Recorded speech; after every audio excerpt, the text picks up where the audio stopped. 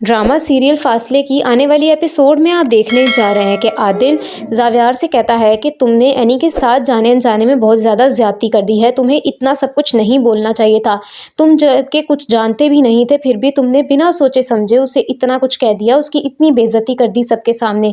तुम्हें नहीं लगता कि तुम्हें उससे जाकर माफ़ी मांगनी चाहिए? तो ये सुनते साथ ही ज़ावियार कहता है कि मैं किसी से कोई माफ़ी नहीं मांग रहा।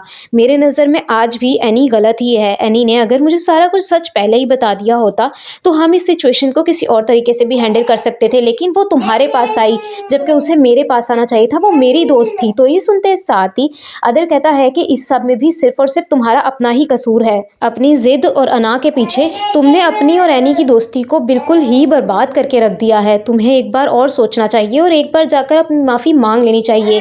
अगर इंसान गलती पर हो तो उसे माफ़ी मांगने में पीछे नहीं हटना चाहिए। तो ये सुनते साथ ही ज़ावियार कहता है कि आप इसीलिए ये सब कुछ चाहते हैं ना, ताकि मेरे और एनी के दरमियान ताल्लुकात ठीक हो जाएं, क्योंकि अगर ठीक नहीं होंगे तो शायद इसका असर आपके और निदा के रिश्ते पर पड़ सकता है।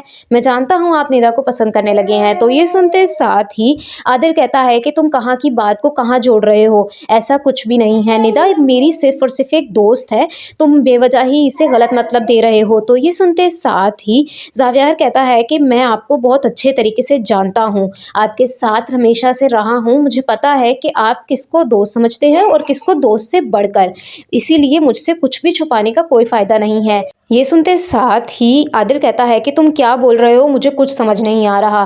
तुम बेवजह ही मेरे और निदा के रिश्ते को एक गलत रंग दे रहे हो। वो सिर्फ मेरी अच्छी दोस्त है और इस वक्त बात एनी की और तुम्हारी दोस्ती के बारे में हो रही है, मेरी और निदा के रिश्ते के बारे में नहीं। तो ये सुनते साथ ही ज़ावियार कहता है कि मैं एनी से कोई माफ़ी नहीं मांगने वाला। आप ये ख्याल अपने दिमाग से निकाल दें तो बेहतर होगा।